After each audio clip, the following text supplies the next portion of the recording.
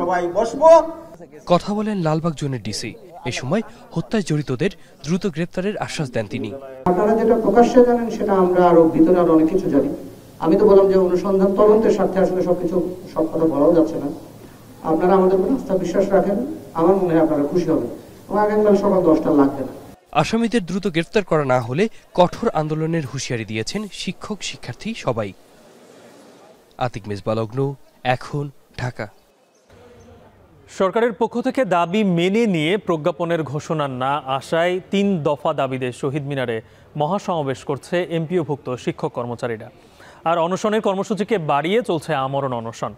এদিকে দুপুরে শিক্ষকদের আন্দোলনের সাথে একাত্মতা জানিয়ে বিএনপির যুগ্ম মহাসচিব শহীদ উদ্দিন চৌধুরী আনি বলেছেন, তার দল ক্ষমতায় এলে শিক্ষার আধুনিকায়ন সহ বেসরকারি এমপিওভুক্ত শিক্ষকদের জাতীয়করণ করা হবে। আরও জানাচ্ছেন বাইজিদ সাদ। বাড়ি ভাড়া বাড়ানো সহ 3 দফা দাবিতে মহাসমাবেশ করছে আন্দোলনরত এমপিওভুক্ত শিক্ষক কর্মচারীরা। সরকারের পক্ষ থেকে দাবি মেনে নিয়ে প্রজ্ঞাপনের ঘোষণা না আসায় সোমবার সকালে কেন্দ্রীয় শহীদ মিনারে মহাসমাবেশে যোগ দিতে দেশের বিভিন্ন জেলা থেকে আসেন শিক্ষকরা। তারা জানান, দাবি না মানা পর্যন্ত কোনো শিক্ষক শ্রেণী কার্যক্রমে অংশগ্রহণ করবেন না। 20% বাড়ি ভাড়া বৃদ্ধি সহ 3 দাবিতে টানা 9 দিন ধরে কেন্দ্রীয় শহীদ মিনারে অবস্থান করছেন বেসরকারি এমপিওভুক্ত শিক্ষকরা, আর 2 দিন ধরে করছেন অনশন। পাশাপাশি সারা দেশে 30,000-এরও বেশি শিক্ষা প্রতিষ্ঠানে পাঠদান বন্ধ রেখে চলছে অনির্দিষ্টকালের কর্মবিরতি, যা 8ম দিনে গড়িয়েছে। 20% বাড়ি ভাড়া এবং 1500 টাকা মেডিকেল ভাতা বাস্তবায়ন, এই কথা এটা যদি দিয়ে দেওয়া হয় তাহলে আমরা এখান থেকে চলে যাবো। এটা ন্যায্য দাবি, আমরা ক্লাসে ফিরে যাবো।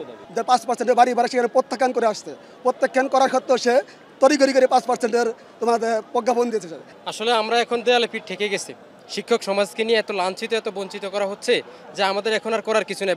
এদিকে দুপুরে বেসরকারি শিক্ষা প্রতিষ্ঠানের এমপিওভুক্ত শিক্ষক কর্মচারীদের চলমান আন্দোলনের সাথে একাত্মতা পোষণ করতে কেন্দ্রীয় শহীদ মিনারে আসে বিএনপির প্রতিনিধি দল।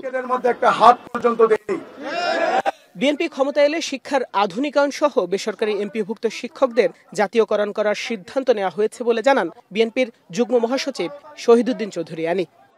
আমরা যদি সেই সুযোগটা পাই তাহলে আগামী দিনে এই যে আপনাদের বেসরকারি যে এমপিভুক্ত শিক্ষকদের যে আন্দোলন, শুধু এই আন্দোলনে নয়, শিক্ষকদের মর্যাদা স্বরূপ, রাষ্ট্রীয় স্বীকৃতি স্বরূপ এবং শিক্ষাকে আধুনিকরণের লক্ষ্যে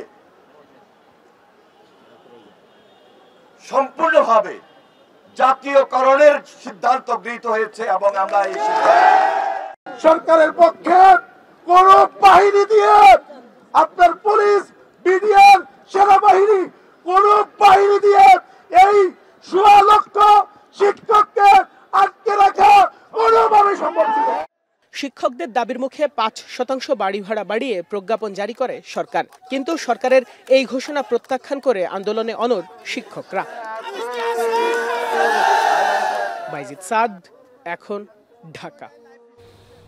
এমপিওভুক্ত শিক্ষকদের আমরণ অনশন ও মহাসমাবেশের সবশেষ খবর জানতে সরাসরি যুক্ত হচ্ছি সহকর্মী বাইজিদ সাদের সঙ্গে। সাদ, সেখানকার বিস্তারিত পরিস্থিতি জানাবেন এবং যারা অনশন করছেন তাদের শারীরিক কি অবস্থা সেটাও একটু জানাবেন।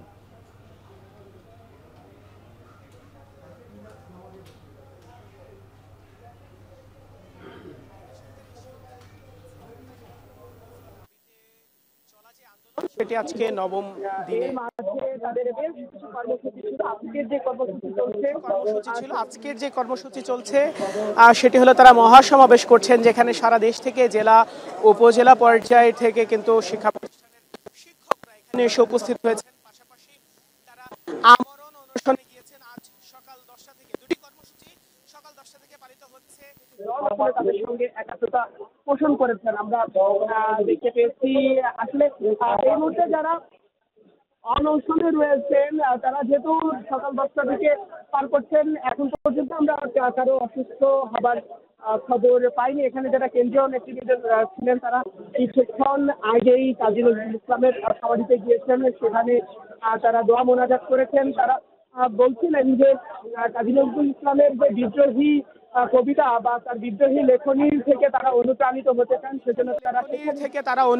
হতে চান সেজন্য তারা সেখানে গিয়েছেন।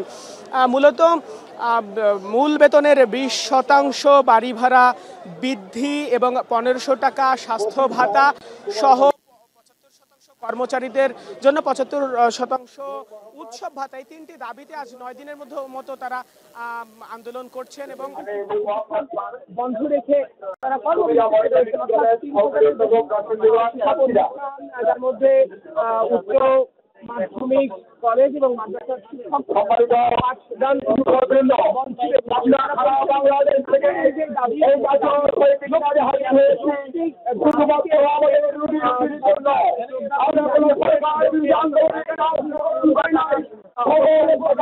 মূলত তারা অবস্থান কর্মসূচি পালন করছেন। এর মাঝে বেশ কিছু কর্মসূচি তাদের, তারা মার্চ টু সচিবালয় কর্মসূচি পালন করেছেন, তারা শাহবাগ ব্লকেট কর্মসূচি পালন করেছেন, প্রধান উপদেষ্টার বাসভবন যমুনা অভিমুখে তাদের যাত্রার কথা থাকলেও বিভিন্ন রাজনৈতিক দলের পরামর্শ এবং অনুরোধে সেটি থেকে তারা বের হয়ে এসেছেন। এই মুহূর্তে আসলে অনশন গত পরশু তাদের অনশন ছিল, তবে সেটি পরবর্তীতে তারা ভাঙেন এবং যেহেতু এর মাঝেও কোনোভাবে তাদের দাবি আদায় হচ্ছে না, তো আজ থেকে তারা আমরণ অনশনের ডাক দিয়েছেন, সেটি চলছে।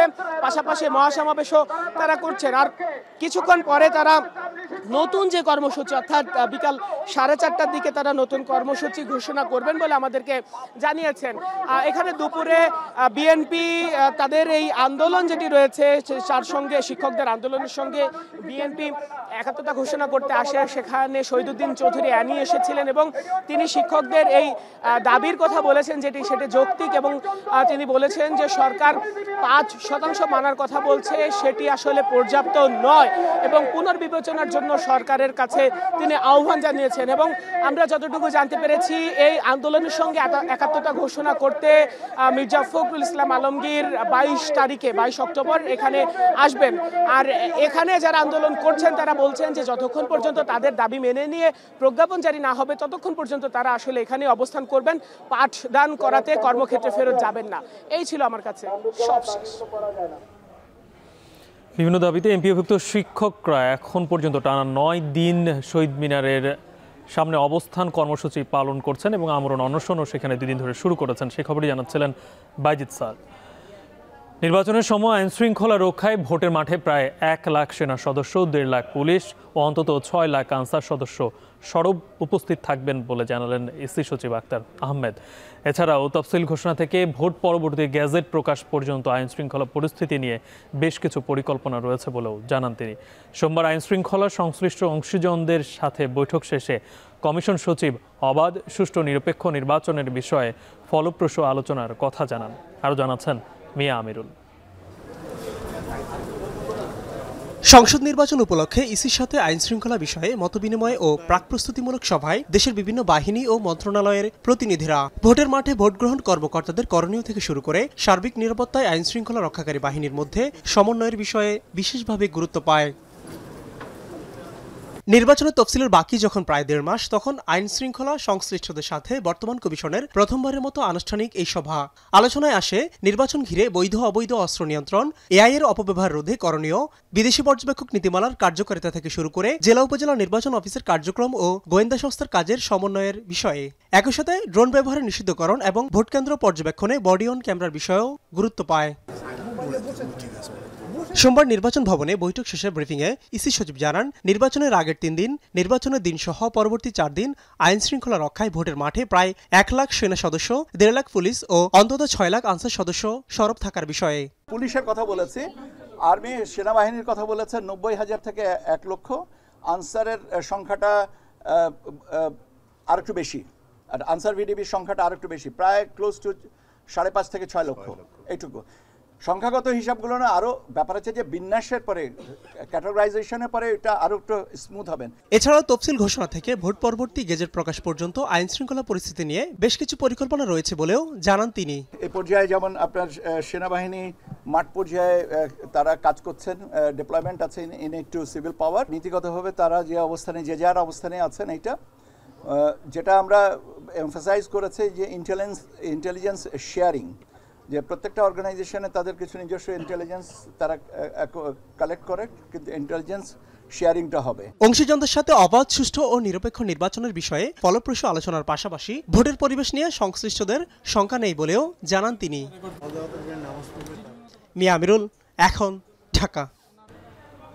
অভ্যুত্থানের পর রাজনীতিবিদদের মধ্যে অনৈক্য দেখে হতাশ হয়ে পড়েছে জনগণ। সকালে রাজধানীর ডিপ্লোমা ইঞ্জিনিয়ারিং ইনস্টিটিউটে এসএসসি পরীক্ষায় জিপিএ 5 পাওয়া শিক্ষার্থীদের সংবর্ধনা অনুষ্ঠানে এমন মন্তব্য করেছেন বিএনপি মহাসচিব মির্জা ফখরুল ইসলাম আলমগীর। মির্জা ফখরুল আরও বলেন, দেশে ক্রান্তিকাল চলছে, তাই চারদিকে অনৈক্যের সুর।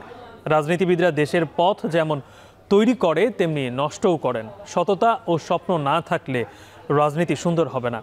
তরুণদের সামনে রাজনীতির সম্ভাবনা বাস্তবায়নের সুযোগ এসেছে উল্লেখ করে গণতন্ত্র প্রতিষ্ঠার জন্য যেসব শিক্ষার্থী প্রাণ দিয়েছেন তাদের ধন্যবাদ জানান মির্জা ফখরুল।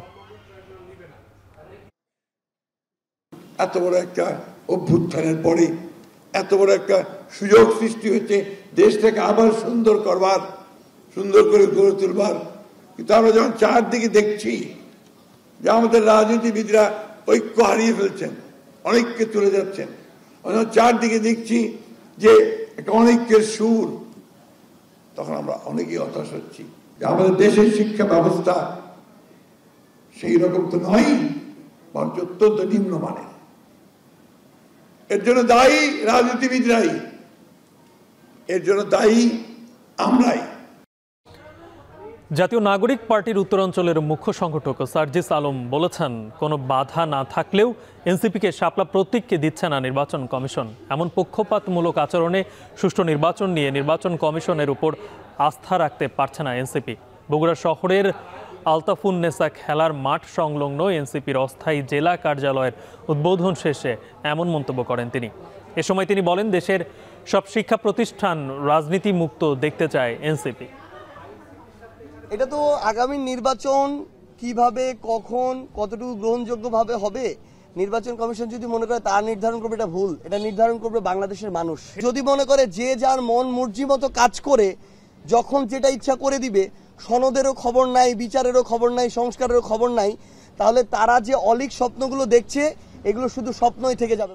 শাহজালাল আন্তর্জাতিক বিমানবন্দরে কার্গো ভিলেজে আগুনে ক্ষতি হয়েছে 12,000 কোটি টাকা বলে জানিয়েছেন এক্সপোর্টার্স অ্যাসোসিয়েশন। এর মধ্যে ওষুধের কাঁচামাল পড়েছে 200 কোটি টাকার। এই ধরনের স্থাপনায় অগ্নিকাণ্ড লজ্জাজনক ও ষড়যন্ত্রমূলক বলেও মন্তব্য করা হয়। বিস্তারিত প্রতিবেদনে। 24 ঘন্টারও বেশি সময় পর নিভেছে হযরত শাহজালাল আন্তর্জাতিক বিমানবন্দরের কার্গো ভিলেজের আগুন। হাজার হাজার কোটি টাকার ক্ষতির সম্মুখীন হয়েছে বিভিন্ন খাতের ব্যবসায়ীরা।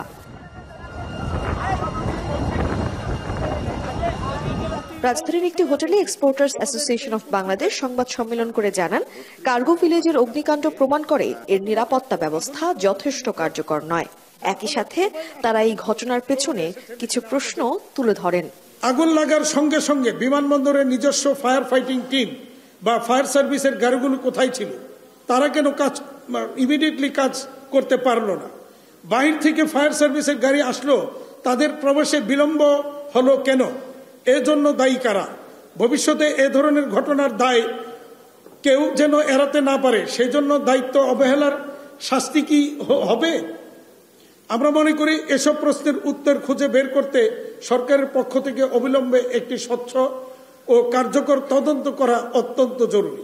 কার্গো ভিলেজের গুদাম ব্যবস্থাপনাকে অটোমেটেড ও আধুনিক প্রযুক্তি নির্ভর করা সহ বেশ কয়েকটি দাবি তুলে ধরা হয় সংবাদ সম্মেলনে। প্রাথমিক যে তথ্য আমরা পেয়েছি আমাদের মেম্বারদের থেকে, তাতে আমাদের প্রায় $1 মিলিয়ন কাছাকাছি বিভিন্ন অ্যাসেসরিজ, কেমিক্যাল এবং র মেটেরিয়ালস পড়ে গেছে। অ্যাকচুয়ালি এই যেটা পড়ে গেছে সেটার ভ্যালু খুব বেশি না, কিন্তু এটার ইম্প্যাক্ট কিন্তু অনেক $1 মিলিয়ন হবে।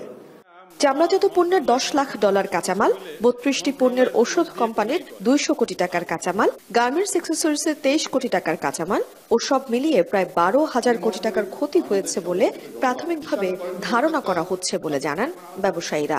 আজকে যে অগ্নিকাণ্ড ঘটলো এর জন্য আপনারা হলো দায়ীকে এবং কাকে আজকে সরকার হলো কোমরে রশি বেঁধে নিয়ে যাবে? আপনাদেরকে বলা হয় আপনার গার্মেন্টস মালিক যারা আছেন তাদের কোনো সমস্যা হলে তাদেরকে কোমরের রশি বেঁধে এসে নিয়ে আসা হবে। তাদেরকে আজকে কে করবে? ইন্টারন্যাশনাল ফায়ার রুলস অনুযায়ী আপনি যে স্থাপনাতে ফায়ার ইকুইপমেন্টস লাগানো আছে সেখানে অন্তত বছরে 2 বার না হোক 1 বার টাইল বা মহড়া দেওয়ার কথা। আপনি কি বলতে পারবেন কোন স্থাপনাতে এই পর্যন্ত কোনো মহড়া দেখেছেন? একই সাথে এই ধরনের স্থাপনায় অগ্নিকাণ্ড লজ্জাজনক ও ষড়যন্ত্রমূলক হতে পারে বলেও মনে করেন তারা। রানওয়ের পাশে আমাদের পণ্য পড়ে থাকে রোদের মধ্যে। তানজিলা খান মিম, এখন, ঢাকা। আপাতত কেটেছে শাহজালাল আন্তর্জাতিক বিমানবন্দরের পণ্য খালাসের অচল অবস্থা। ইয়াঙ্গুন গার্মেন্টসের পণ্য খালাসের মধ্য দিয়ে সীমিত আকারে শুরু হয়েছে খালাস কার্যক্রম। দিনভর বিমানবন্দরের 9 নম্বর গেট দিয়ে আরও 5টি প্রতিষ্ঠানের পণ্য খালাস হবে বলে জানায় বিমান বাংলাদেশের কর্মকর্তারা। আরও জানাচ্ছেন আরিফ হোসেন। হযরত শাহজালাল আন্তর্জাতিক বিমানবন্দরের কার্গো ভিলেজে আগুন লাগার পরেই বন্ধ হয়ে যায় সব ধরনের পণ্য খালাস প্রক্রিয়া। আগের নির্ধারিত 4টি পণ্য খালাসের গেট অনুপযোগী হয়ে পড়ে। কাস্টমস চিঠি দিয়ে জানায় 9 নম্বর গেট থেকে হবে পণ্য খালাস। শনিবার customs house commissioner Mohammad Mashiur Rahman স্বাক্ষরিত এক চিঠিতে আমদানিকারক ও অংশীজনদের জানানো হয় বিকল্প হিসেবে হযরত শাহজালাল বিমানবন্দরের 9 নম্বর গেট থেকে পণ্য খালাস সম্পন্ন হবে। আমদানি পণ্যসমূহের কায়িক পরীক্ষণ ও শুল্ক প্রক্রিয়া সম্পন্নে সিভিল এভিয়েশন কর্তৃপক্ষকে নির্দেশনা দেওয়া হয় চিঠিতে। তবে সোমবার সকাল থেকেই আমদানিকারক C&F এজেন্ট ও কুরিয়ার প্রতিনিধিরা অপেক্ষা করতে থাকেন। আগুন লাগার আগের যে মালামাল যদি থেকে থাকে আমাদের নাম্বার ওএস যদি মিলাই দিতে পারে সেগুলো আমরা নিতে পারবো। আর নতুন যে মালামালগুলো আসছে সেগুলোও যদি এখানে আসতো তাহলে আমরা ওগুলো খালাস দিতাম। কাস্টম সরকার সব ভাইরে আর কি চাচ্ছে, আমাদের এখানে জীবিকা আছে। এখানে মনে করেন আপনার চায়না থেকে, দুবাই থেকে, বিভিন্ন হংকং থেকে বিভিন্ন কাঁচামাল আসে গার্মেন্টসের। ঘোষিত 9 নম্বর গেটের সব পণ্য খালাসে সংশয় প্রকাশ করেন তারা। ভারী পণ্য খালাসে হাইস্টারের মতো পরিবহন না থাকায় কিভাবে এসব পণ্য খালাস হবে প্রশ্ন তাদের। সময় মতো আমদানি পণ্য খালাস না হলে বড় ব্যবসায়িক ক্ষতির শঙ্কা তাদের।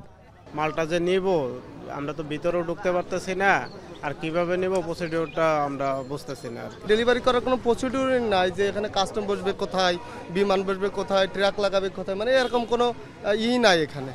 কাস্টমস এজেন্ট অ্যাসোসিয়েশন পণ্য খালাস প্রক্রিয়া দ্রুত করতে বৈঠকে বসেন কাস্টমস কর্মকর্তাদের সাথে। পরে তারা জানান দ্রুত সময়ের মধ্যে পণ্য খালাস করতে সব ধরনের চেষ্টা চলছে। যার পেপার এই মুহূর্তে রেডি আছে তারা কার্গো ভিলেজে পেপারটা নিয়ে গেলে তারা মাল সবকিছু যাচাই বাছাই করে দেখে মাল এই গেটে নিয়ে আসার জন্য অনুমোদন দিবে। এই গেটে নিয়ে আসলে নাম্বার মিলে ডকুমেন্টসের সাথে মিলে কায়িক পরীক্ষার প্রয়োজন হলে কায়িক পরীক্ষা করে মাল সঠিক থাকলে ডেলিভারি হবে। শিপমেন্টগুলো আসছে, শুরু হয়েছে, স্বল্প আকারে শুরু হয়েছে এবং এটা ডেলিভারি প্রসিডিউরও শুরু হচ্ছে অল্প কিছুক্ষণের মধ্যে এবং আশা করি আমরা সংকট কেটে যাবে ইনশাল্লাহ। দুপুর 1টার পর চট্টগ্রাম ইপিজেটের প্রতিষ্ঠান ইয়াঙ্গুন গার্মেন্টসের কাঁচামাল খালাস হয় 9 নম্বর গেট থেকে। পরে বিমান বাংলাদেশের সহকারী ব্যবস্থাপক জানান পণ্য খালাস সহজ করতে চেষ্টা চলছে। 3টা শিপমেন্ট গেল, কালকে রাত পর্যন্ত 2টা গেছিল আর এখন একটা গেল, আরও 3-4টা শিপমেন্ট রেডি হচ্ছে। মানে সীমিত পরিসরে আপাতত এখান দিয়ে শুরু করা হলো। পরবর্তীতে আমরা যে ইম্পোর্ট টার্মিনালে পারমিশন পেলে ওখান দিয়ে ডেলিভারি হবে। আইসিটি বিল্ডিং যেটা বলে ইম্পোর্ট টার্মিনাল। পুড়ে যাওয়া পণ্যের কি পরিমাণ বাঁচানো গেল সে হিসেবেও দ্রুত সময়ের মধ্যে জানতে চায় আমদানিকারক ও C&F প্রতিষ্ঠানের কর্মকর্তারা। আরিফ হোসেন, এখন, ঢাকা। সম্প্রতি দেশজুড়ে কয়েকটি বড় অগ্নিকাণ্ডের পর শিক্ষা প্রতিষ্ঠানগুলোতে বৈদ্যুতিক নিরাপত্তা বাড়ানোর নির্দেশ দিয়েছে মাধ্যমিক ও উচ্চ মাধ্যমিক শিক্ষা অধিদপ্তর। রোববার মাউশির এক নোটিশের মাধ্যমে এই নির্দেশ দেওয়া হয়। এতে সরকারি ও বেসরকারি স্কুল, কলেজ এবং জেলা ও উপজেলা পর্যায়ের অফিসগুলোর শিক্ষক, কর্মকর্তা ও কর্মচারীদের অফিস ত্যাগের আগে সব বৈদ্যুতিক সংযোগ বন্ধ রাখতে বলা হয়েছে। নোটিশে উল্লেখ করা হয়েছে প্রতিটি কর্মকর্তা ও কর্মচারীকে রুম ছাড়ার আগে ফ্যান, লাইট, কম্পিউটার এবং এসির প্লাগ বন্ধ করতে হবে।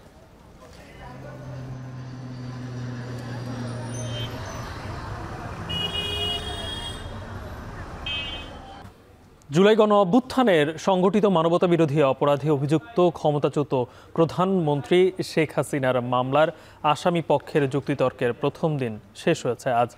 এদিন আসামি পক্ষের আইনজীবী মোহাম্মদ আমির হোসেন প্রসিকিউশনে আনা বিভিন্ন চার্জের বিপক্ষে যুক্তিতর্ক তুলে ধরেন। এ সময় তিনি দাবি করেন মানবতা বিরোধী অপরাধের বর্তমান আইনে সীমাবদ্ধতা রয়েছে। আরও জানাচ্ছেন তহিদুল তারেক। গত 16 অক্টোবর প্রসিকিউশনের টানা 5 দিনের যুক্তিতর্ক উপস্থাপন শেষে সোমবার শুরু হয় আসামি পক্ষের যুক্তিতর্ক।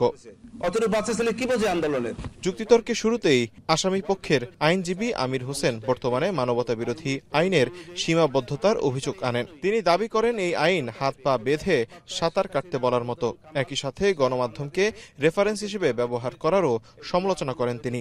আপনার বিবেচনায় নেবেন যে এইটা আসলেই সঠিক কিনা। তবে এ সময় বিচারপতিদের পক্ষ থেকে পাল্টা প্রশ্ন করা হয়। এরপর শেখ হাসিনার দুঃশাসনের পক্ষে তুলে ধরা প্রসিকিউশনের যুক্তিতর্কের বিপক্ষে পাল্টা যুক্তিতর্ক তুলে ধরে আসামি পক্ষ। এ সময় পিলখানা হত্যাকাণ্ড, শাপলা গণহত্যা, নির্বাচন ব্যবস্থা ধ্বংসসহ সকল অভিযোগকে ভিত্তিহীন দাবি করা হয়। বলেন, রাষ্ট্র চালাতে কিছু ভুলভ্রান্তি হতে পারে। বৈধ উপায়ে তাদেরকে যদি ছত্রভঙ্গ করা হয় সেটা কি অপরাধ ছিল? আওয়ামী লীগের আমলকে উন্নয়নের মহাসোপান উল্লেখ করে আমির হোসেন দাবি করেন, সাক্ষ্য প্রমাণে শেখ হাসিনার অপরাধ প্রমাণিত নয়। শেখ হাসিনা ও আসাদুজ্জামান খান কামালের মুক্তি চাইবেন তারা। যদি কোনো সমর্থনযোগ্য কোনো সাক্ষী না থাকে সেই ক্ষেত্রে ওই একজন সাক্ষীর সাক্ষ্য গ্রহণযোগ্য হবে না। অতএব যে ওয়াইড স্প্রেড, যে ব্যাপক মাত্রায় যে এই সারা বাংলাদেশে অপরাধ সংগঠিত হয়েছে, এই কথা সঠিক নয়। অন্য যে সমস্ত সরকার ছিল তাদের যে কুকীর্তি ছিল সেগুলো আপনি তুলে ধরতেন, তাইলে না পটভূমিটা সঠিক হইতো। আপনি একজনকে ছোট করবেন অন্যজনকে বাদ দিয়ে, আর একজনকে বিরুদ্ধাচরণ করবেন প্রয়োজনে অপ্রয়োজনে, ইচ্ছায় অনিচ্ছায়, জেনে না জেনে, ভুলভাবে, এটা তো সঠিক নয়। এদিকে প্রসিকিউশন বলছে, আসামি পক্ষের তুলে ধরা প্রতিটি যুক্তিতর্কের উত্তর তাদের কাছে রয়েছে। ভিডিওগ্রাফি এবং তিনি যে এক্সিকিউশন করেছেন, যার ফলে এই ঘটনাটা ঘটেছে। এখন জুডিশিয়াল নোটিশ বলে এই আইনে একটা বিষয় আছে। সারা দেশে যে 1400 লোক মারা গেছে, এতে সন্দেহ আছে। 25,000 লোক আহত হয়েছে, সন্দেহ আছে। এইটা যদি হয়ে থাকে, না হয়ে থাকে, এই দুটো প্রশ্ন। যারা নিহত হয়েছেন বা শহীদ হয়েছে তাদের গেজেট আমরা উপস্থাপন করেছি।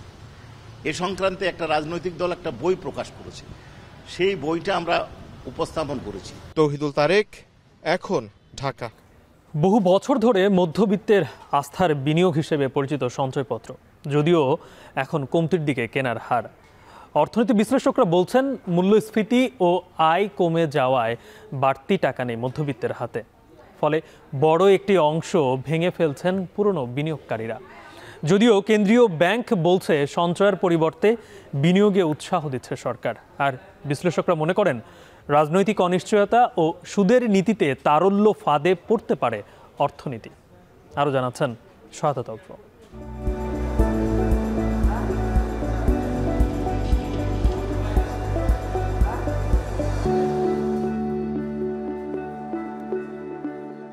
সঞ্চয়পত্র বহু বছর ধরে দেশের মধ্যবিত্তের বিনিয়োগের আস্থার জায়গা হয়ে উঠেছে, কিন্তু বর্তমানে সঞ্চয়পত্র ক্রয়ের চেয়ে বিক্রির হারই বেশি। কেন্দ্রীয় ব্যাংকের তথ্য বলছে, গত বছরের আগস্টে সঞ্চয়পত্রে গ্রাহকদের নিট বিনিয়োগ ছিল 2036 কোটি টাকা, কিন্তু চলতি বছরের আগস্টে বিক্রি কমে দাঁড়িয়েছে মাত্র 289 কোটিতে। অর্থাৎ এক বছরে বিক্রি কমেছে 87%-এরও বেশি। অন্যদিকে যারাও সঞ্চয়পত্র কিনছেন তারাও ব্যাংকিং খাতে টাকা রাখতে ঝুঁকি মনে করছেন বলেই সঞ্চয়পত্র ক্রয়ে আগ্রহী হয়েছেন। ডাক বিভাগে সঞ্চয়পত্র কিনতে এসেছে প্রবাসী শামীম এবং তার স্ত্রী, জানালেন তাদের শঙ্কার কথা। দেশের অর্থনৈতিক অবস্থা আরো খারাপ হচ্ছে, ব্যাংকে আমার রিস্ক মনে হচ্ছে, সেজন্য আমি সঞ্চয়পত্রতে জিপিওতে টাকা রাখার চিন্তা ভাবনা করলাম। ব্যাংক থেকে সেফ মনে হচ্ছে এই কারণে, কারণ ওগুলো তো কোনো গ্যারান্টি নেই। এখন এটা সরকারের উপরে আমরা দিয়ে দিয়েছি, বাস ওনারা এখন এটার উপরে একটা ভরসা আছে যে একটা আমরা বেনিফিট পাবো। এখন তো ব্যাংকের অবস্থা ভালো না, কোন ব্যাংক ভালো কোন ব্যাংক খারাপ সেটা সাধারণ মানুষের জন্য বোঝা কঠিন। যার ফলে এখানে জমা রেখেছিলাম। আমি সরকারি চাকরি করতাম এক সময়, এই জন্য সরকারি জিনিসটাকে আমি সাপোর্ট দিই। অর্থনীতিবিদরা বলছেন, মানুষ এখন সঞ্চয় থেকে বের হয়ে টিকে থাকার চেষ্টা করছেন। মূল্যস্ফীতি, আয় কমে যাওয়া, কর্মসংস্থানের ভাটা সব মিলিয়ে মধ্যবিত্তের হাতে বাড়তি টাকা নেই। ফলে বড় একটি অংশ ভেঙে ফেলছে পুরনো বিনিয়োগ। তাদের যে পরিমাণ সঞ্চয় আছে সেই সঞ্চয় দিয়ে তাদের জীবনযাত্রার মান যেটা আছে সেটা ধরে রাখতে পারছে না। তাদের যে বেসিক নিড আছে সেগুলো ফুলফিল করতে পারছে না। দ্রব্যমূল্যের ঊর্ধ্বগতি সেটাও কিন্তু আসলে অ্যালার্মিং। সুতরাং তারা নতুন করে যে সঞ্চয়পত্রে বিনিয়োগ করবে সে আগ্রহটা তারা হারিয়ে ফেলেছে। যদি বিনিয়োগ প্রবাহটা বৃদ্ধি পায় তাহলে সেই ক্ষেত্রে হয়তো কর্মসংস্থান বৃদ্ধি পাবে। যে নীতি সুদের হার কমানো সত্ত্বেও এর আলটিমেট সুফল এটা সাধারণ জনগণ এটা পাচ্ছে না। বাংলাদেশ ব্যাংকের মুখপাত্র জানালেন, সরকারের উদ্দেশ্য এখন মানুষকে সঞ্চয়ের বদলে বিনিয়োগে উৎসাহিত করা। এতে অর্থনীতিতে গতি ফিরবে, বাড়বে কর্মসংস্থান। জনগণের কাছে যদি বিকল্প অধিকতর লাভজনক বিনিয়োগের ক্ষেত্র সৃষ্টি হয় তখন স্বাভাবিকভাবে এখান থেকে সুইচ করে অন্য জায়গায় যাবে। সরকার নিজেও চাচ্ছে যে পাবলিকের কনসেন্ট্রেশনটা সঞ্চয়ের পত্রের পাশাপাশি ওই জায়গাতেও শিফট করুক আর কি, ট্রেজারি বন্ড বিলে। তবে বিশ্লেষকরা সতর্ক করে বলছেন, এই নীতির ফলে অর্থনীতি পড়তে পারে লিকুইডিটি ট্র্যাপে। অর্থাৎ মানুষ টাকা হাতে রাখছে কিন্তু রাজনৈতিক অনিশ্চয়তায় বিনিয়োগে ভয় পাচ্ছে। ব্যালেন্স করে আবার ভারসাম্য করে এখন সুদের হার আবার কমায় দিচ্ছে। এই কারণে না দিলে মানুষের কস্ট অফ ফান্ড, যদি বিদ্যুৎ, জ্বালানি, গ্যাস সমস্ত কিছুর দাম বেশি, 15% যদি আমাকে ব্যাংকেরই সুদ দিতে হয় তাহলে তাকে ব্যবসা করে সার্ভাইভ করা কঠিন। যার জন্য এটা কমায় আনার চেষ্টা করতেছে। যত মেকানিজম করুক না কেন বড় ব্যবসায়ীরা নির্বাচন বন্ধ অপেক্ষা করবে। সঞ্চয়পত্র বিক্রি কমে যাওয়ায় সরকারের বিকল্প অর্থায়ন এখন নির্ভর করছে ব্যাংকের ঋণের উপর। ফলে বাণিজ্যিক ব্যাংক খাতেও তৈরি হয়েছে চাপ। 2024-25 অর্থ বছরে সরকারি ব্যাংক খাত থেকে ঋণ নেওয়া কমে দাঁড়িয়েছে 72,372 কোটি টাকায়। তবে বাণিজ্যিক ব্যাংক থেকে ঋণ নেওয়া বেড়েছে 1,36,000 কোটি টাকারও বেশি।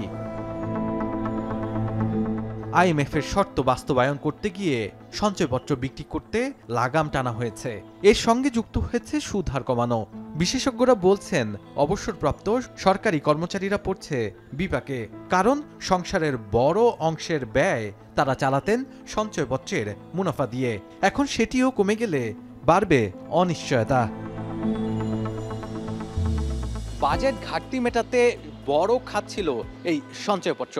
যখন সাধারণ মানুষ এই সঞ্চয়পত্র থেকে মুখ সরিয়ে নিচ্ছে তখন বাংলাদেশ ব্যাংক বলছে সেই সঞ্চয় বিনিয়োগ আকারে অর্থনীতিতে ফিরে আসবে।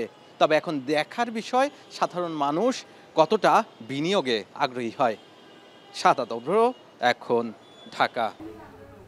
আন্তর্জাতিক প্রসঙ্গ। লুভ মিউজিয়াম থেকে চুরি যাওয়া মহামূল্যবান অলংকারগুলো 19 শতকের এবং নেপোলিয়ন যুগের। ফ্রান্স সাম্রাজ্যের শাসকদের ব্যবহার করা এসব অলংকারের মধ্যে রয়েছে পান্না, নীলকান্তমণির গহনা। হাজারো হীরা আর দামি পাথর খচিত এসব অলংকার চুরির ঘটনাকে ফ্রেঞ্চ ঐতিহ্যে আঘাত হিসেবে দেখছেন দেশটির প্রেসিডেন্ট ইমানুয়েল ম্যাক্রো। তিনি জড়িতদের আইনের আওতায় নিয়ে আসার আশ্বাস দিলেও চুরির দুর্ধর্ষ এই ঘটনায় মিউজিয়ামের নিরাপত্তা নিয়ে প্রশ্ন তুলেছেন প্যারিসবাসী। আরও জানাচ্ছেন অর্ণব প্রসাদ। ফ্রান্সের লুভ মিউজিয়ামে চুরি হওয়ার ঠিক আগের মুহূর্তের ভিডিও এটি। তখনও হয়তো কেউ আন্দাজ করতে পারেনি বিশ্বের সবচেয়ে বড় আর্ট মিউজিয়ামটিতে ঘটতে যাচ্ছে দুর্ধর্ষ চুরি। রোববার ফ্রান্সের স্থানীয় সময় সকালে যখন দর্শনার্থীরা এখানে আসতে থাকে তখন অ্যাপোলো গ্যালারি থেকে কিছু মহামূল্যবান অলংকার চুরির তথ্য দেয় কর্তৃপক্ষ। ফ্রান্সের সংস্কৃতি মন্ত্রণালয় জানায়, দুটি উচ্চ সুরক্ষিত গ্যালারি থেকে 19 শতকের ফ্রান্স সাম্রাজ্যের শাসকদের ব্যবহার করা 8টি দামি অলংকার চুরি হয়, যার মধ্যে আছে গলার হার, কানের দুল, ব্রোচ ইত্যাদি। চুরি হওয়া গহনাগুলোর মধ্যে তৃতীয় নেপোলিয়নের স্ত্রী সম্রাজ্ঞী ইউজেনির টিয়ারা ও ব্রোচ, সম্রাজ্ঞী ম্যারি লুইসের পান্না নেকলেস ও একজোড়া কানের দুল, রানী মেরি অ্যামেলি এবং রানী হর্টনসের নীলকান্তমণি গহনা সেট থেকে টিয়ারা, নেকলেস এবং একটি কানের দুল। এসব অলংকারে আছে হাজার হাজার হীরা এবং অনেক দামি পাথর। সম্রাজ্ঞী ইউজিনির একটি মুকুট মিউজিয়ামের বাহিরের অংশ থেকে উদ্ধার করেছে মিউজিয়াম কর্তৃপক্ষ। মহামূল্যবান এই মুকুটটিতে 1345টি হীরা ও 56টি পান্না রয়েছে। তবে চুরির ঘটনায় আর্থিক ক্ষতির পরিমাণ স্পষ্টভাবে জানায়নি ফ্রেঞ্চ কর্তৃপক্ষ। বিশেষজ্ঞদের অভিমত, শুধু আর্থিক নয়, হারিয়ে যাওয়া সামগ্রীগুলোর রয়েছে সাংস্কৃতিক মূল্যও। ঘটনাটিকে ফরাসি ঐতিহ্যের উপর আক্রমণ বলে আখ্যা দিয়েছেন দেশটির প্রেসিডেন্ট ইমানুয়েল ম্যাক্রো। আশ্বাস দেন দুষ্কৃতিকারীদের ধরতে ও খোয়া যাওয়া অমূল্য সামগ্রী উদ্ধারে তৎপর আছে police.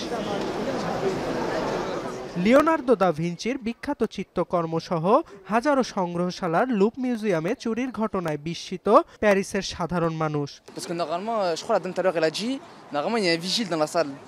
Normalement il y a un vigile, il y a l'alarme, il y a des sécurités quoi. Et là on voit que surtout c'était facile, c'est en pleine route. Je trouve que c'est étrange et je pense que normally when you get inside in each room you have one person watching, but there was nobody this morning. এর আগে 1911 সালে Leonardo da ভিঞ্চির বিখ্যাত চিত্রকর্ম চুরি হয়েছিল loop থেকে। এ ঘটনায় জড়িত ছিল মিউজিয়ামের এক কর্মচারী। পরে তিনি গ্রেপ্তার হন ও 2 বছর পর চিত্রকর্মটি জাদুঘরে ফেরত আনা হয়। অর্ণব প্রসাদ, এখন বিশ্ব। গাজায় ইসরায়েলি হামলায় একদিনে 45 ফিলিস্তিনি নিহতের পরও সেখানে যুদ্ধবিরতি বহাল আছে বলে দাবি করছেন মার্কিন প্রেসিডেন্ট ডোনাল্ড ট্রাম্প। যদিও 10 অক্টোবর থেকে নেতানিয়াহু প্রশাসন 80 বার যুদ্ধবিরতি লঙ্ঘন করেছে বলে জানিয়েছে গাজা কর্তৃপক্ষ। গাজায় যুদ্ধবিরতি লঙ্ঘন করে রোববার চালানো ইসরায়েলের সবচেয়ে ভয়াবহ বিমান হামলায় অন্তত 45 ফিলিস্তিনি নিহত হয়েছেন। এতে ইয়াহিয়া আল মাবহু নামে কাশেম ব্রিগেডের কমান্ডারও নিহত হয়েছে। এ নিয়ে যুদ্ধবিরতির মধ্যে এখন পর্যন্ত 97 ফিলিস্তিনিকে হত্যা করল ইসরায়েলি বাহিনী। অন্যদিকে হামাসের বিরুদ্ধে যুদ্ধবিরতির শর্ত ভাঙার পাল্টা অভিযোগ তুলেছে ইসরায়েল। আইডিএফ বলছে রোববার সকালে রাফায় হামাসের হামলায় তাদের 2 সেনা নিহতের জেরে বিমান হামলা চালিয়েছে তারা। এদিকে 28 বন্দির মরদেহের মধ্যে 12 জনের মরদেহ ফেরত দিয়েছে গাজার স্বাধীনতাকামী গোষ্ঠীটি। বিপরীতে 150 ফিলিস্তিনির মরদেহ গাজায় ফেরত পাঠাবে তেল আবিব। বগুড়া জেলা পরিষদ মিলনায়তনে এনসিপির জেলা সমন্বয় সভায় অংশ নিয়েছেন সার্জিস আলম। মিলনায়তনের বাইরে ককটেল বিস্ফোরণের ঘটনা ঘটেছে, সেখানে আছেন রাজীব সেলিম। সেলিম, সমন্বয় সভায় কি ঘটেছে বিস্তারিত জানাবেন।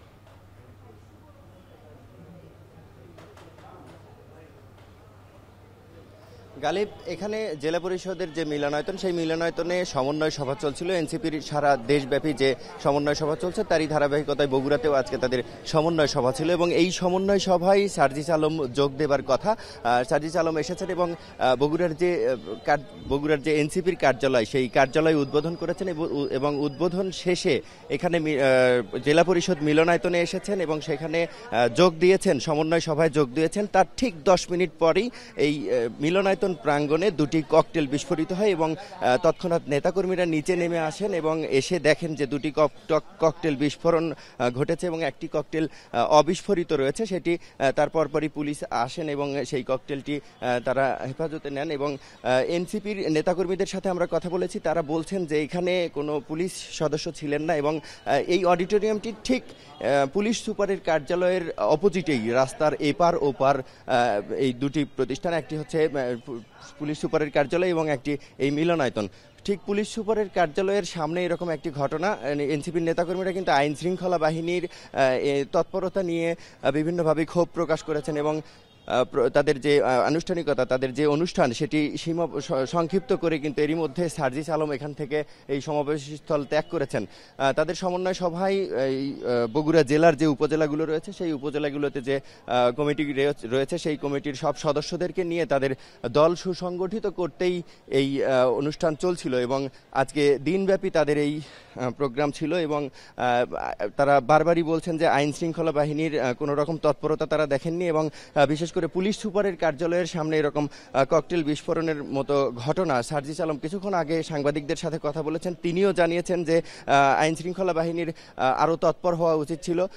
তারা নিরাপদ ভেবেই আসলে এই জায়গাটি তারা নির্বাচিত করেছিলেন, যে ঠিক এই জায়গাটিতে তাদের আয়োজনটি করেছিলেন, কিন্তু তারা আসলে এখানেও নিরাপদ বোধ করছেন না, সার্জিস আলম সেটি জানিয়েছেন। এবং বগুড়া জেলার যে নেতাকর্মীরা রয়েছেন তাদের সাথে আমরা কথা বলেছি, তারা আমাদেরকে বলছেন যে তাদের এই প্রতিবাদ, যে এই যে বর্বরোচিত একটি হামলা, এই হামলার কারণে আসলে তারা একটি প্রতিবাদ কর্মসূচি দিতে চান এবং এই সমাবেশস্থল থেকে কিন্তু কিছুক্ষণ আগে একটি বিক্ষোভ মিছিল বেরিয়েছে এনসিপির।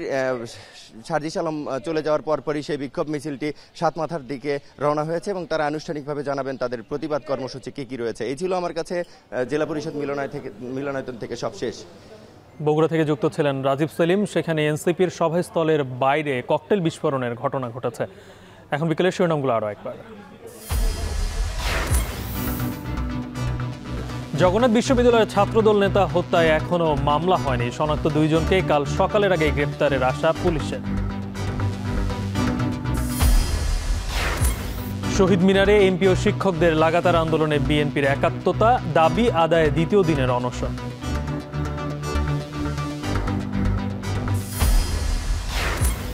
গণ অভ্যুত্থানের পর রাজনীতিতে অনৈক্য দেখে হতাশ জনগণ। দেশে চলছে ক্রান্তিকাল, চারদিকে অনৈক্যের সুর।